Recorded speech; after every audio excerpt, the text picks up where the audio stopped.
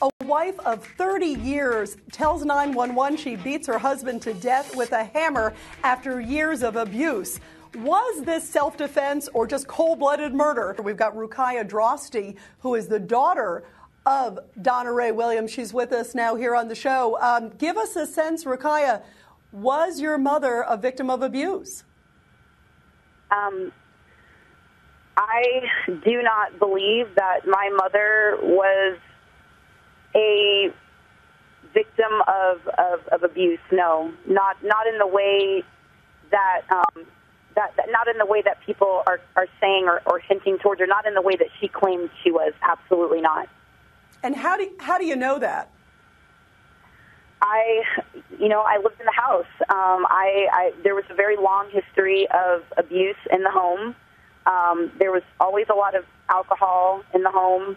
But honestly, a lot of the alcohol consumption and overuse and abuse of the alcohol was mainly done by my mom. Her disease in the last few years had progressed to the point where my family and myself had very often spoke of interventions, and my father had even urged her to go to the detox program, which she did enter for 3 days. But then, we kept saying, well, why aren't you going into a 30-day program? She lied and said, oh, well, they didn't say I needed to. I'm going to do like an outpatient program, which she never completed.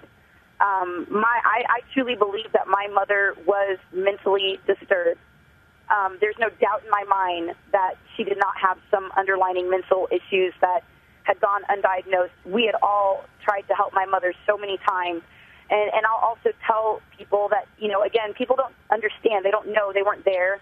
But the 2 weeks during the time that my mother was, that my father was in the house, I talked to my mother about 4 or 5 times. And indeed, I actually talked to her on Wednesday the 23rd. That was the last conversation we had.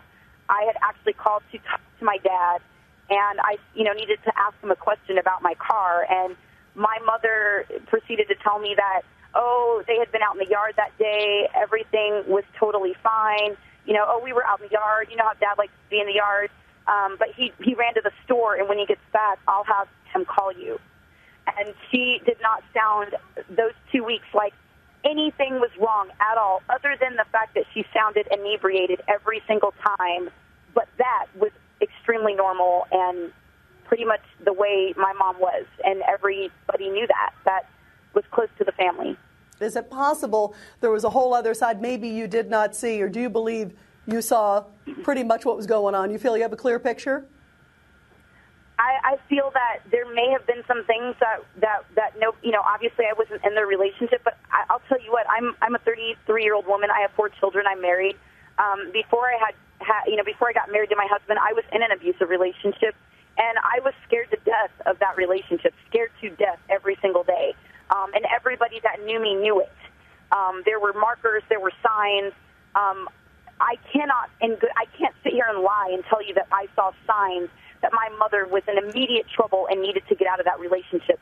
What I did see was that my parents had a very toxic relationship, that they, went at each other, that my mom a lot of the time was the aggressor. She very often would be the first one to yell and curse at my dad. My dad was a very laid-back guy, and that's just the truth. He didn't raise his voice unless somebody really pushed him to that point.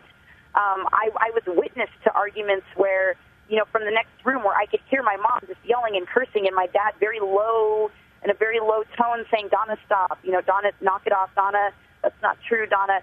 I mean, my take on things is that this is a woman who drank a lot, who I've never known her not to drink. And if you're drinking that much, we've all been around people that have, that are drunk and that, start looking at things through that lens. And all of a sudden, you're looking at them funny and you're saying something funny and you did this wrong and why, how dare you? That is exactly the way the arguments went between my parents. My dad was always much more level-headed and rational than my mom. Rukiah, it must be heartbreaking for you. I can't even imagine how you feel when you heard the news of what happened, what your mother did to your father.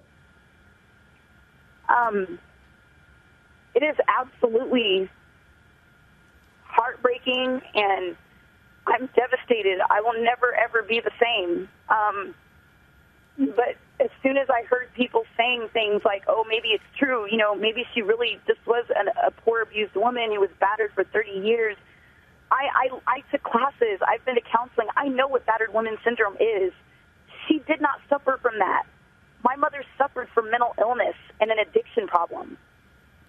And it's as simple as that.